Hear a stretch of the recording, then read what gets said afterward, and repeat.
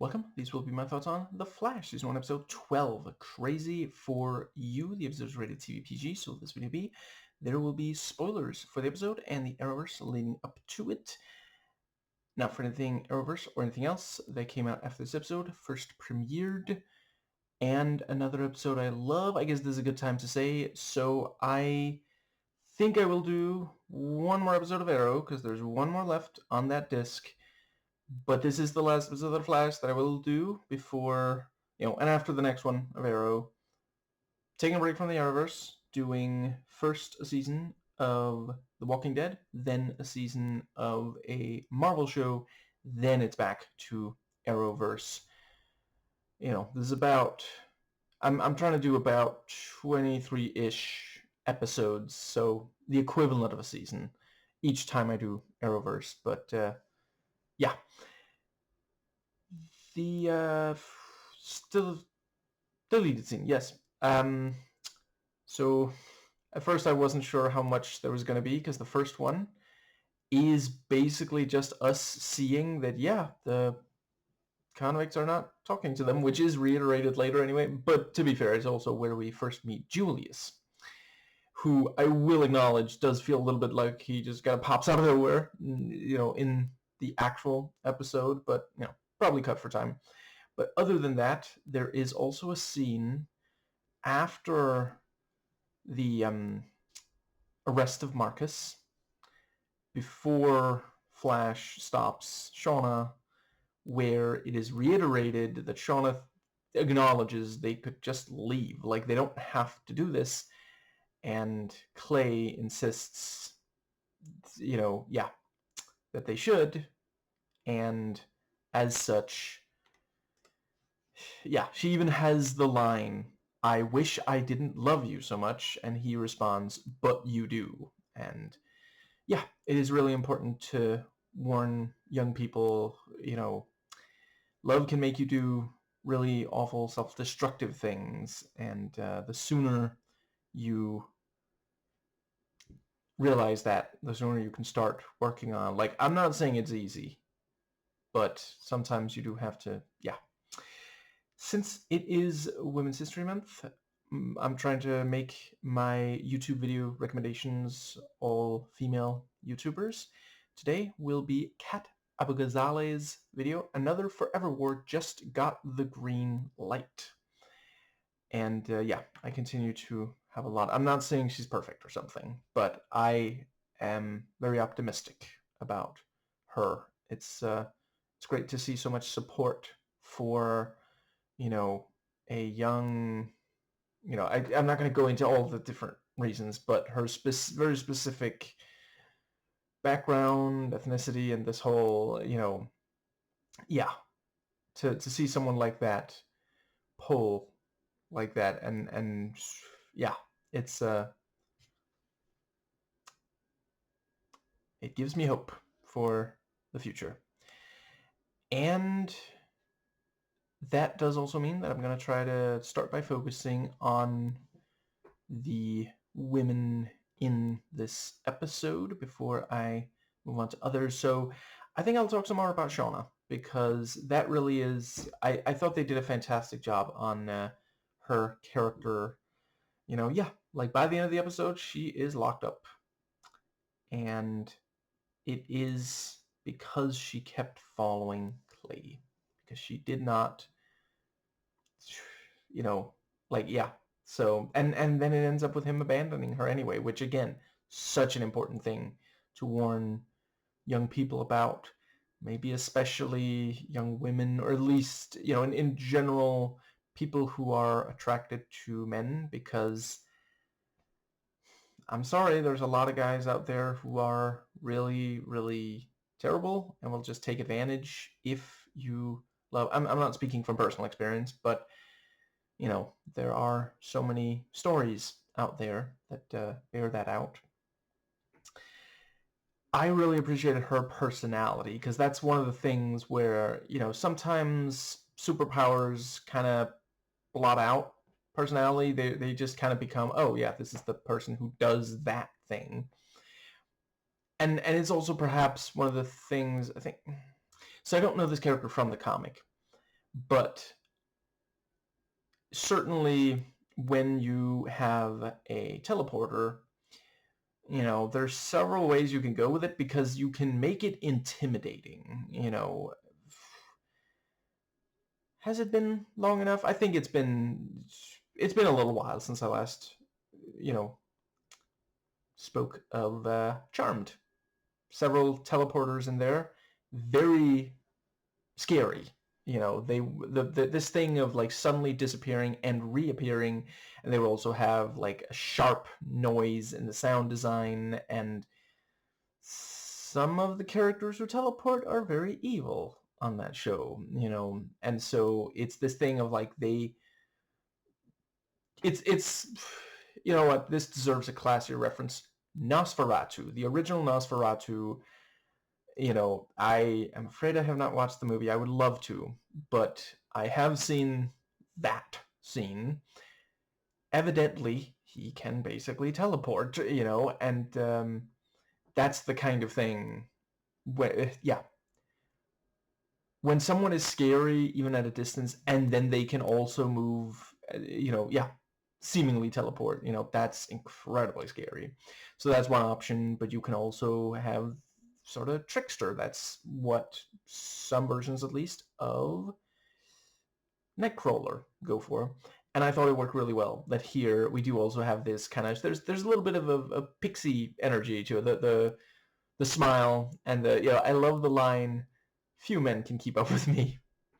And the part where she lures, like, I gotta say, I knew immediately, but I think we were supposed to as audiences, as soon as she starts teleporting further up the building and Flash just runs, you know, like, come on, man, can you not tell that that's a trap, you know? But that's still, he has not fully gotten to the place that, as Oliver pointed out, you know, you have to get better at reading the story. He also he got real close to getting shot this episode, you know, but yeah, you know, she lets, you know, every so often he catches up to her and then she teleports and he's like left dangling, you know. I mean, he pretty quickly recovers, but still, that's, yeah.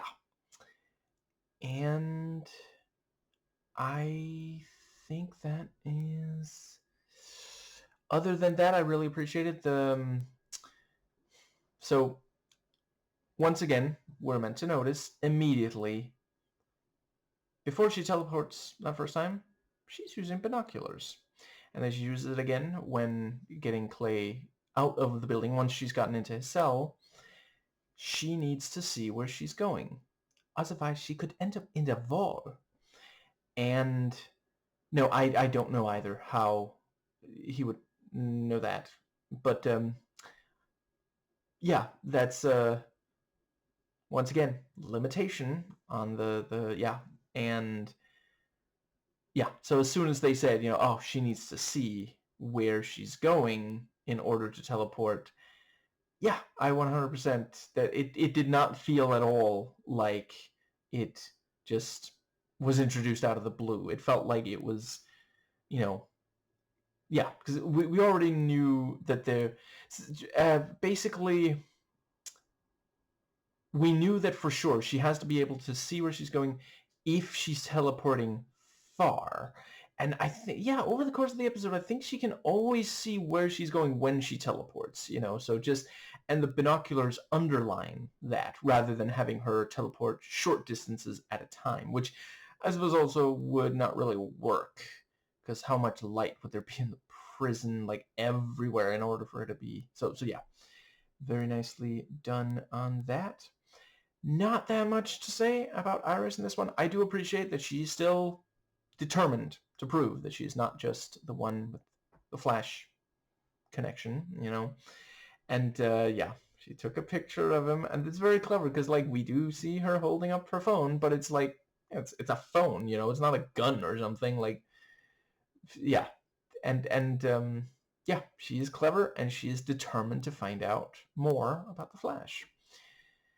And I am indeed going to talk about the scene where Henry has seen the photo, because that was a phenomenal scene. Now, I really appreciate how the Arrowverse can get to us with scenes with like no special effects and no action or anything. Just just character interaction. I know I've said it before, but it really is such an important, in my opinion. I'm not saying exclusively, uniquely, always, universally the case, but a lot of my favorite comic book media stories, the characters and their interactions with each other, or just their actions when they are in a situation where they're not interacting with someone else, that's such an important part of it. Because like at the end of the day, I mean, if I just want to see, someone who's got like sharp metal, claw-ish things, I mean, I could just go play a Mortal Kombat game, which is not a terrible idea. I bought some on sale, I guess, at some point. I'm not saying soon, but at some point I'll get around to those. Anyway, I prefer these stories where it's more character, though I do obviously appreciate, I mean, I wouldn't have bought multiple of them on sale if I didn't. I have missed playing fighting tournament games, and I am looking forward to getting back to it.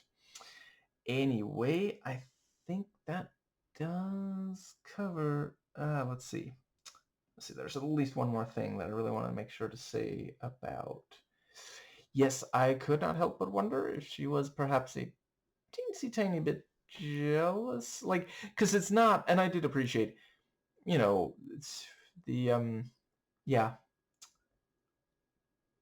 certainly there's politeness, like we remember how icy when she first arrived. I guess her getting an answer for Mason from Dr. Wells helped earn her some points at the office.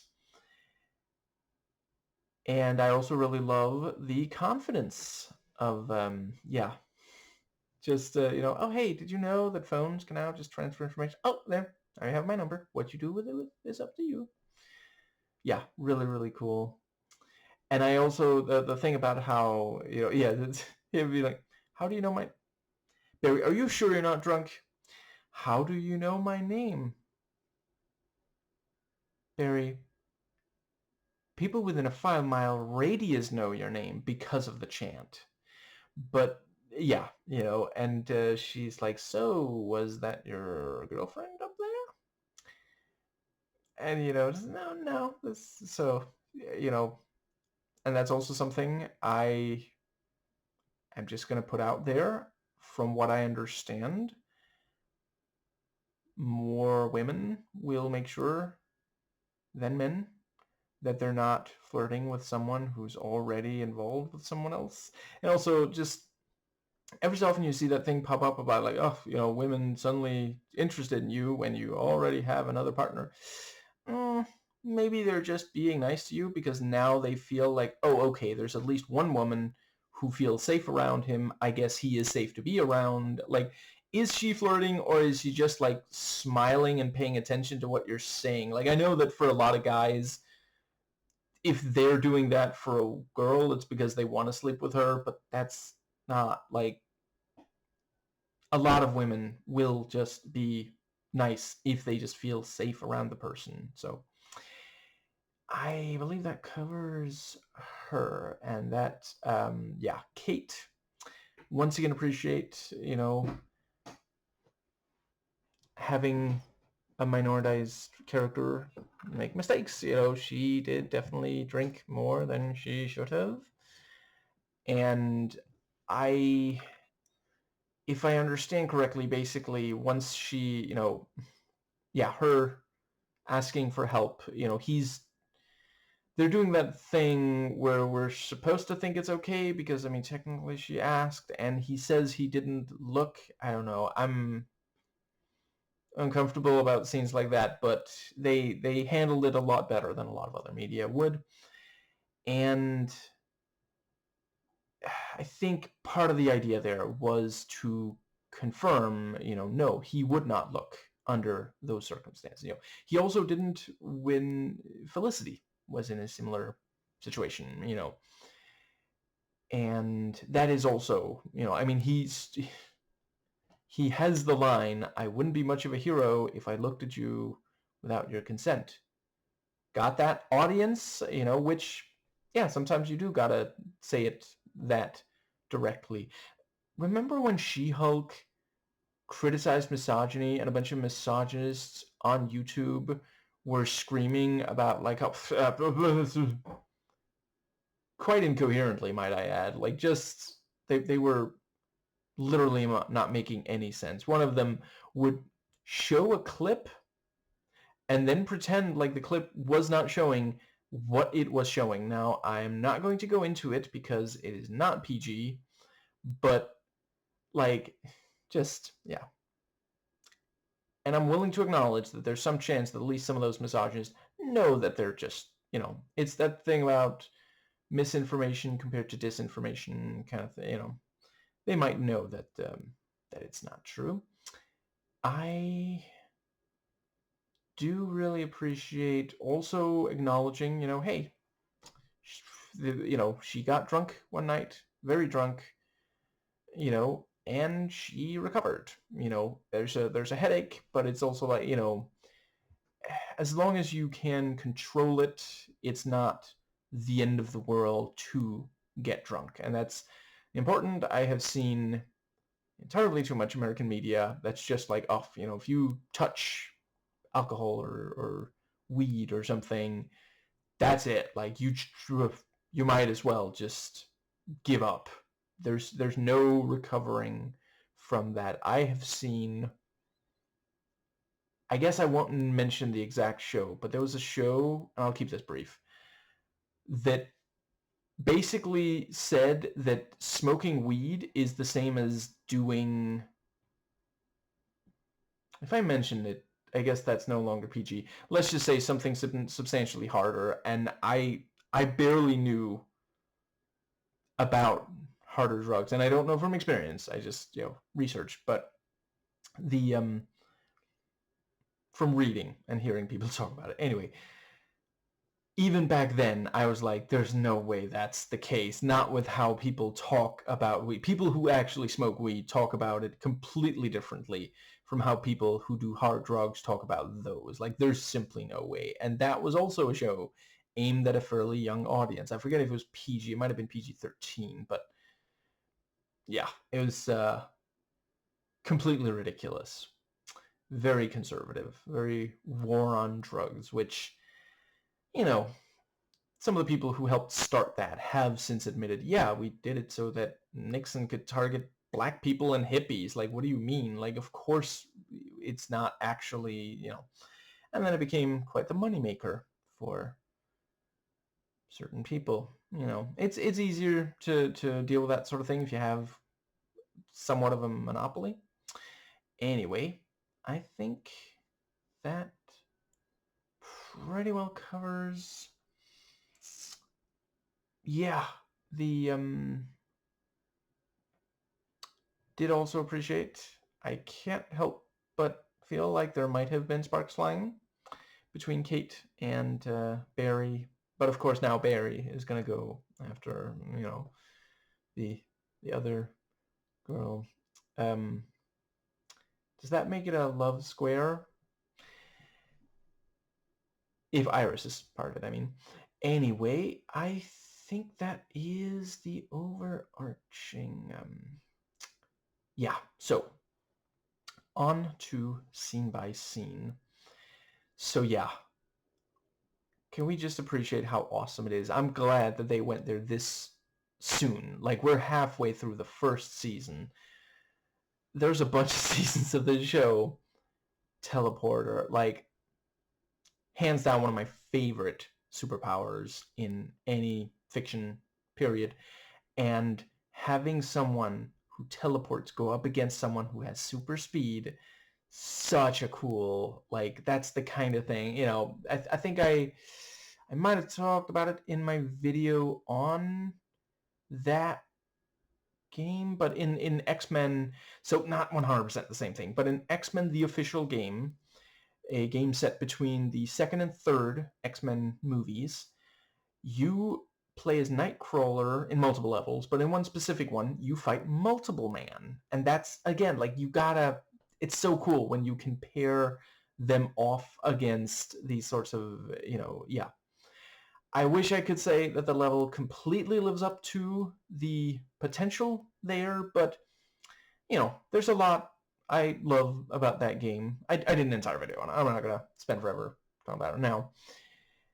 And let's see, yeah, I thought it was very clever that there are cells left behind, cells interlinked, to enable, they can, yeah, they find out, okay, it's not Clay who's a metahuman, it's someone else, and, they test on it and find out, without light. Yeah, somewhere Luke Perry is jotting down Aziz light. Now, I think that does get us to the, yeah, as soon as Henry really broke my heart in this episode, in the best kind of way. As soon as I think it might have been Henry who said, yeah, they're not talking to you guys, the cops, immediately we're like, Henry, no, this is not going to end well for you. You can't, yeah. And he does that thing sometimes parents do, self-sacrificing, because he knows it's dangerous. Like, of course he does. He's been in prison for, what, let's see. It's supposed to be, is it 10 years? I think it's over 10 years by the time of this episode. Maybe 15 years. I forget exactly how old Barry was there at the very start, in the flashbacks. Anyway, yeah, he knows how dangerous this is. Like, there's no way he doesn't appreciate that, but he just so badly wants, and he has that line about, he doesn't get to feel useful that much anymore. And that's something, so I don't personally know anyone who is in or has been in prison. I'm not saying that to like say, oh, I'm above. No. I just mean I can't speak to that exact thing. Plenty of people have gone to prison for doing the right thing. Like this, just because it's legal. I mean, okay, I don't want to get sued, so I'm going to say you should follow the law, but not everything that is legal is ethical and vice versa.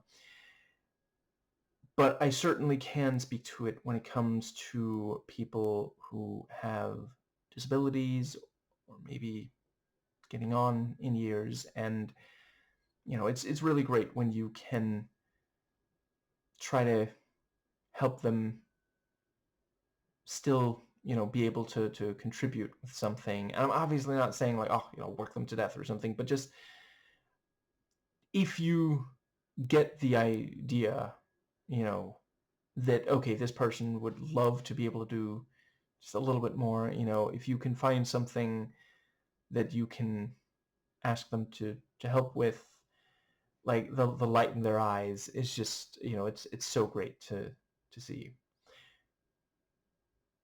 Do not do what Henry did in this episode, though. That is, you're not necessarily gonna make it through the shanking, right? You shank with a shiv, you don't shiv with a shank. I think that's how it goes. Anyway, yeah. Joe is trying, and this time he got it. He got it in one. Because I don't think he's forgotten when Barry said, oh, you're so great at putting my dad in jail. Why, you should be working on getting him out. And then, the guard owed me a favor. And them just actually being able to physically touch after all this time, after all this separation, just wonderful. And I don't think I know him from anything else. But I would I could see him being a great Flash, but the guy who plays Henry, just phenomenal. That's a situation that thankfully many of us will never actually live through, but we'll never experience. But yeah, he nails it. It really does feel like, I'm not speaking from experience, but what I've heard, and seen like clips from documentaries and such, he gets that thing of the convict who's just so, he just wants to be close to the people he loves again. And I think that is when I think that is when Iris and Barry talk, and yeah, she's happy for him, but she's also worried about, she hasn't written anything yet, and yeah, he decides, there at the end, he gives her something to, way to help, and then she takes the picture because she wants to know, and yeah. And I guess that's when Cisco talks to, so Hartley continues to just be like, he is so fun. He is such a fun villain to hate. I love to hate this guy. Just, yeah. All these little snide remarks. Just, yeah. And, yeah, so the Cubs, and then he's like, I didn't know you were into rough. Because what he's doing, he continues to like weaponize, because we know that a lot of the things he says are clearly meant to bother the other people. So he's basically, throwing this in their faces. Like, he doesn't have to make these comments, and yeah. I think that's as specific as I can get while keeping it PG. Let's see, yeah, and the let's see, yeah, he shows the what's it called, the death shadow, and it was indeed, yeah, it was in the opening credits, and I also recognize that this time I'm 100% confident about the face. That is definitely Victor Garber. If they really are mixed, I get entangled, I guess there's a chance. Okay, so this is not the only. Quantum entanglement really is what that thing is called. If I'm guessing at this point it's probably like a hypothetical kind of, scientific hypothesis rather than scientific theory. I'm not sure how you would prove it, at least not with people anyway. But yeah, this is not the only comic book media that I've heard quantum entanglement refer to what it does here. But yeah, maybe in flashbacks we'll get to see him, because I have been wanting to watch more Victor Garber, like one of the best parts of Alias. Now, I think that does, but yeah, Hartley was criticizing Cisco's ability to observe, and then he observation decks him right in the face. Very clever. The thing about, the he's got that thing that gets to Cisco's ears, and then Cisco tries to use the remote, and Hartley, breaks it, and of course, once he's out of range, the noise is no longer incapacitating to Cisco. So yeah, and I liked Kate saying, I would like to wave my arms and shout at you, but I'm afraid it would make me puke. And also the part where, are you mad at me? I can't see because of the glasses. And also Barry's going, hey, and she's like, too loud. Reminds me of that bit in The Nanny where certain characters got a hangover and everything seems super loud at the breakfast table. Yeah. Fantastic Foley and sound design on that scene, by the way. I guess that brings us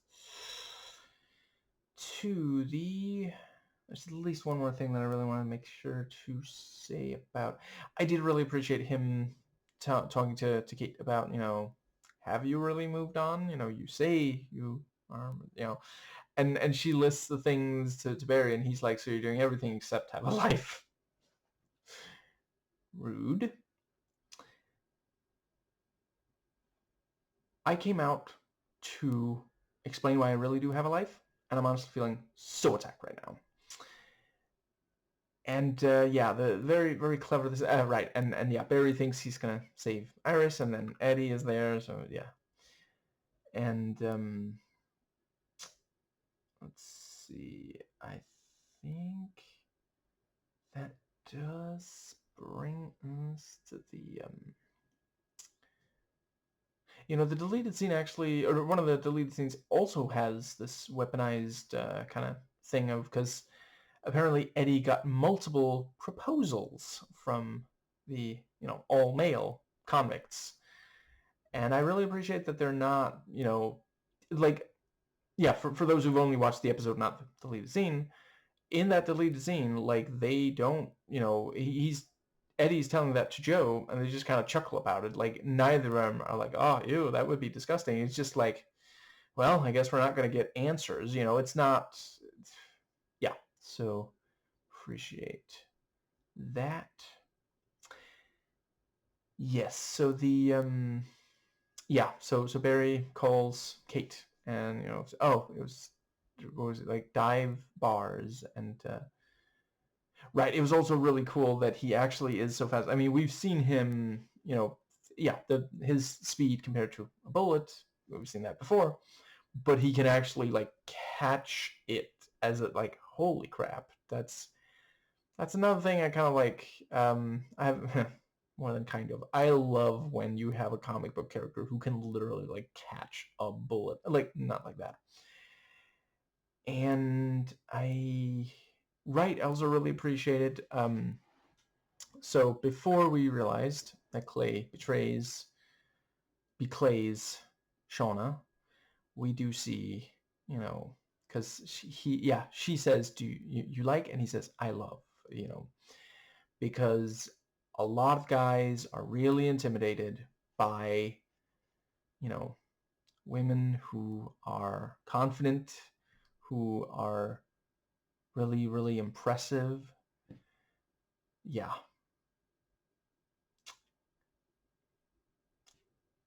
Okay, at this point I just gotta also recommend, so I don't always recommend more than one YouTube video, but when I do, I like to make it, I could have sworn, oh, here we go, yeah. I like to make it something special. Be Kind Rewind did a video called How Carrie Fisher Blurred Fact and Fiction, and there is some conversation, which I suppose you're probably not surprised, but Carrie Fisher was indeed someone that a lot of people did not, maybe especially men. So many guys will just talk about her like, oh, metal bikini, and it's like, you get she wrote too, like, right, and also, like, genuinely really, really talented actor. Like, why just talk, well, because it makes these misogynistic guys feel better about themselves if they can put down a woman and talk about another, I know I've said it before, but I do really love how there was a at one point there was a father of a young, yeah, I forget, I don't know if young, but a girl, a girl who, and he was like, how am I going to explain to my daughter the scene of you in that outfit? And it's easy to find her response, so I'm not going to quote it here. Also, it is not TVPG rated, but I love it. It's perfect. And I think that brings us to the but yeah, I thought it worked well that first it is just this thing of,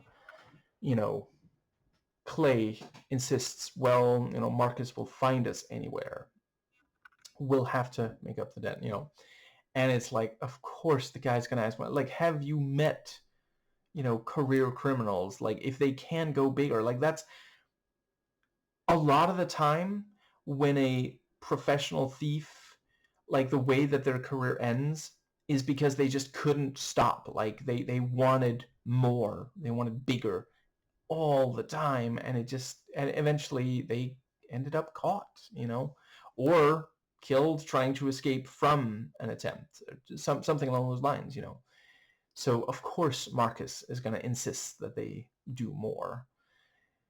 And that was also very cool, her teleporting away and, are we cool? We're the coolest.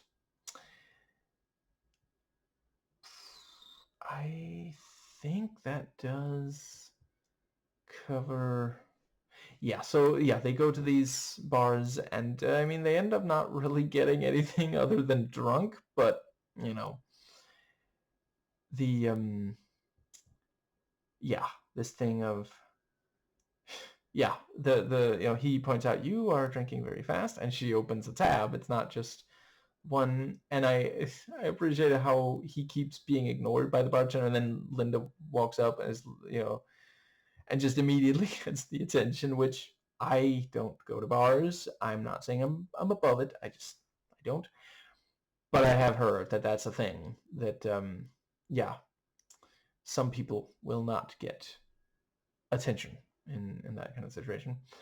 But yeah, he goes up, can I just have a glass of water? And he's not getting any attention. And then it's like, Barry, he's fast. Oh, which I appreciate, because like, who there is gonna think, oh, that's the Flash? Like, what? No, that doesn't make any. Just yeah. And yeah, I like that. She starts the chant, but everybody seems to join in. Like everybody wants him up there. And then we have, so that's a very on the nose joke. Barry saying, "I can't really sing." You sure about that, Mr. Glee? Like, come on. Seriously. And that's like very, yeah, like obviously a joke, because if I understand correctly, it was the thing he was most famous for before The Flash, and certainly it was something everybody knew. Like, as soon as I saw his face, I was like, oh, that's the guy from... And I haven't even watched Glee. I'm not ruling out at some point, because I do love Scream Queens, and we're not getting more of that. I am certainly intending on American Horror Story and American Horror Stories. I don't know that I'll be watching the other... I've heard so many really negative things, and I'm obviously not making any excuses for what was... I think it was his... Was it his Ed Gein? Or there was at least one that for recently-ish, like months ago, I guess by now, got significant criticism. If you haven't already watched, I felt Meduse 1.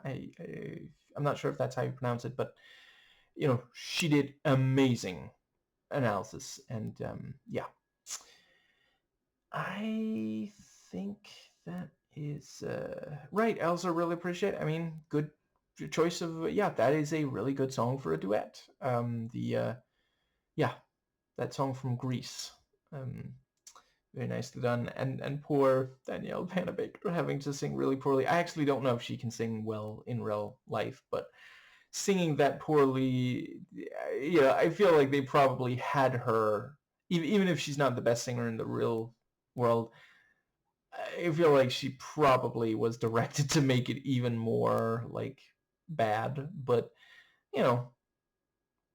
that's part of the fun of karaoke, sometimes at least.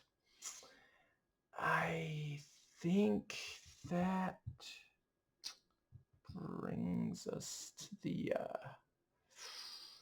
I also thought that was really smartly done, because karaoke can lead to, it's not it's not that necessarily is a date, but it could lead to, something more. And at the same time, yeah, like sometimes it's just friends or colleagues or something, it doesn't have to be a big deal, And they even have, they underline that by, clearly in this episode, he's not really thinking of her romantically. Maybe that's also one of the things they're doing with her saying that it would be okay if he did peek.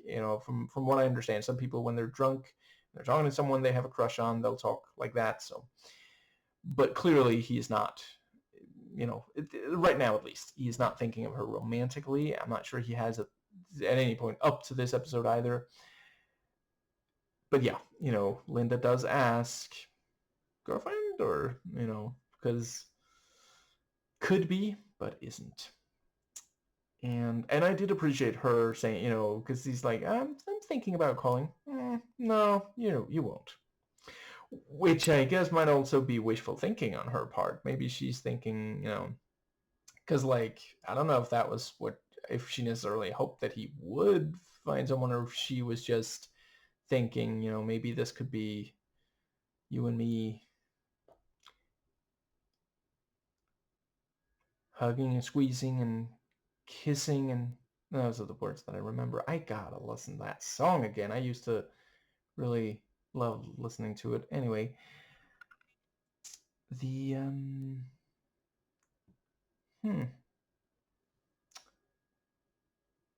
I think that covers that scene. So yeah, the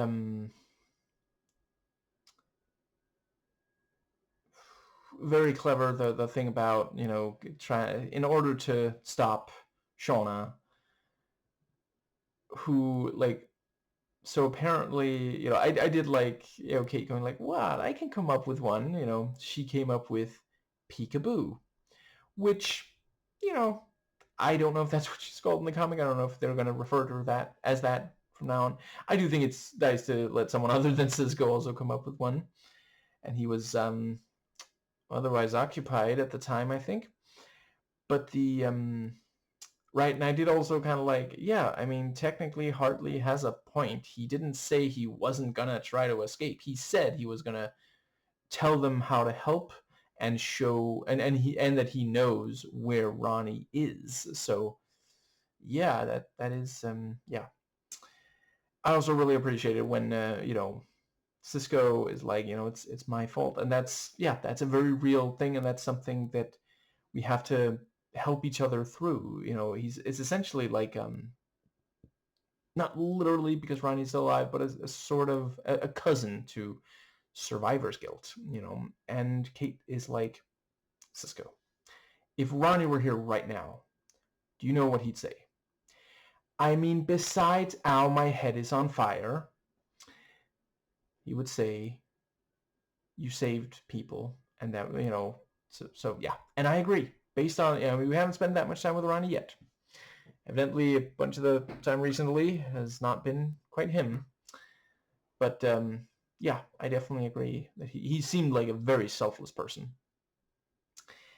I think that covers, let's see. So the Flash stopping Shauna,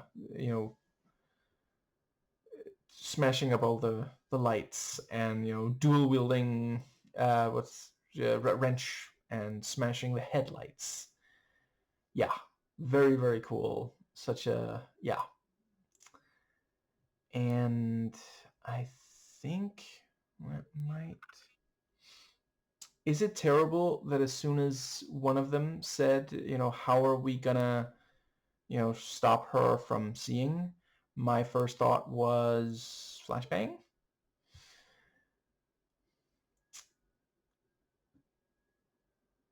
No, I'm probably gonna keep making at least some more jokes about his name. I feel encouraged to do so by the fact that Flash, formerly referred to by some as the Streak, pants the guy who was trying to mug him. Like, I feel like that's yeah, they had to know what they were doing there. Cannot wait to see more Gorilla Grodd. That was, yeah. And, Gorilla Grodd wrote its own name on the walls, so there's clearly some intelligence there, and off-screen attacking. Yeah, really, really cool. I think that is pretty much.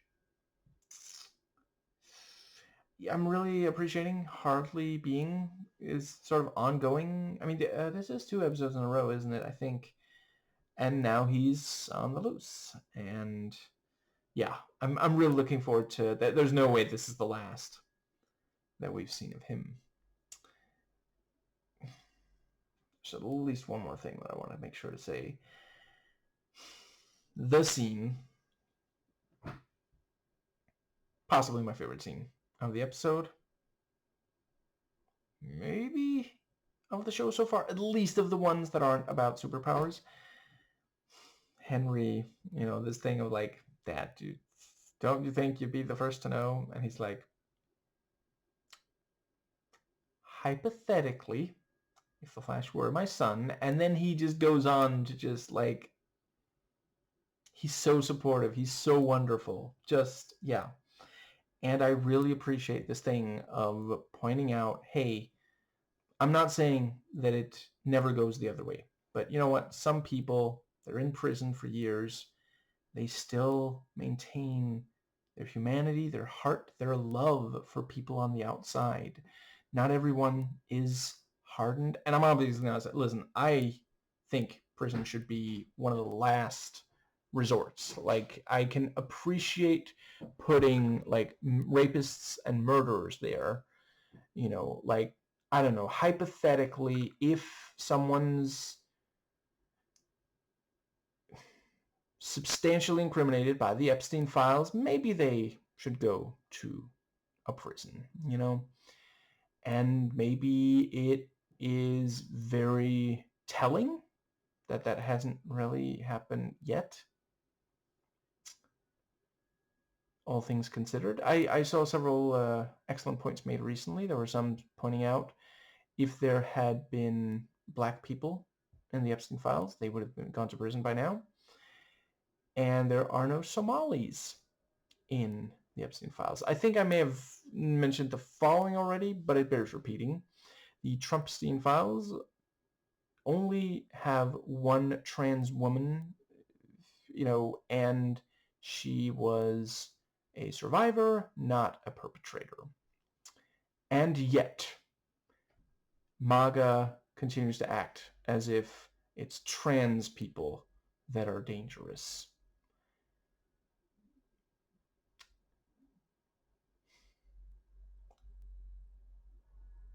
Despite how much of the time, like, when there are violent conflicts between trans people and cis people, it tends to be the cis people are violently transphobic, assaulted the trans person, and that's how that whole thing, yeah.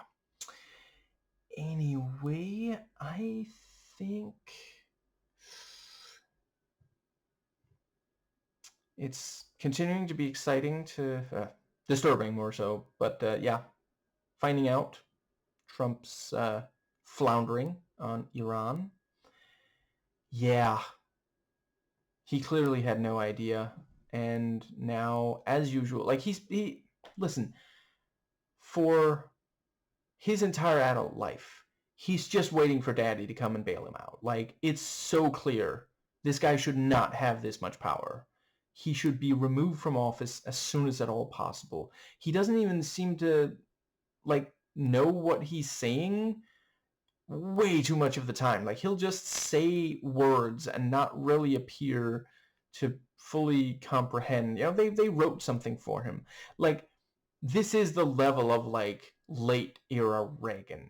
You get that, right? That is not something that you really want to be. Yeah.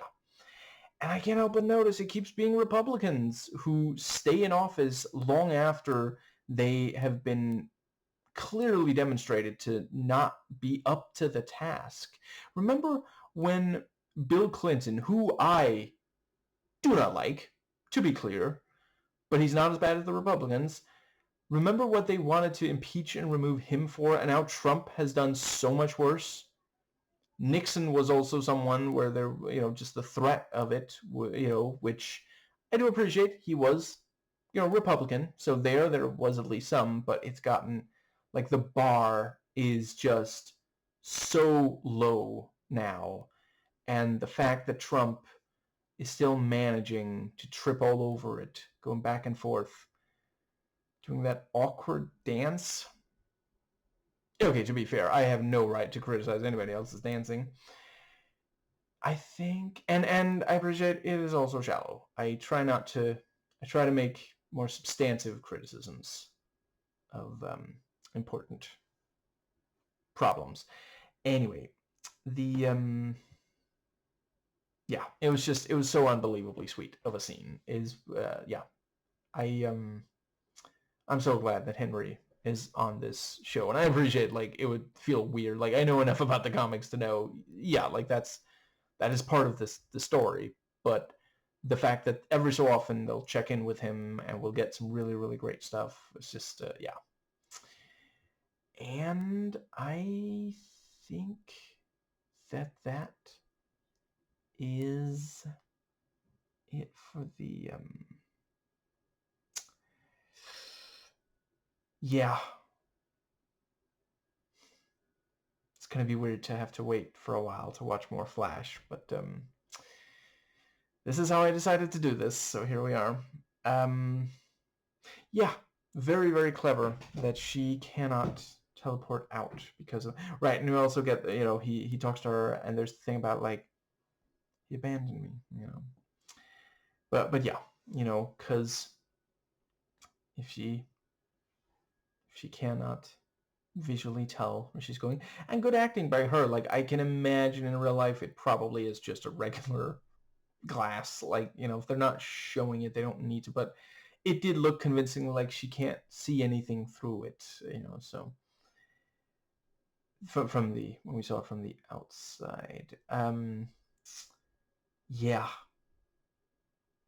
it is a very clever way to prevent her from escaping. I am still holding out hope that at some point there will be an episode where a bunch of them are set free and make it that would make a very compelling like either mid-season finale or end of season finale. Anyway, the yeah, I mean, on the plus side, her competition can't see her because she's got a mirror.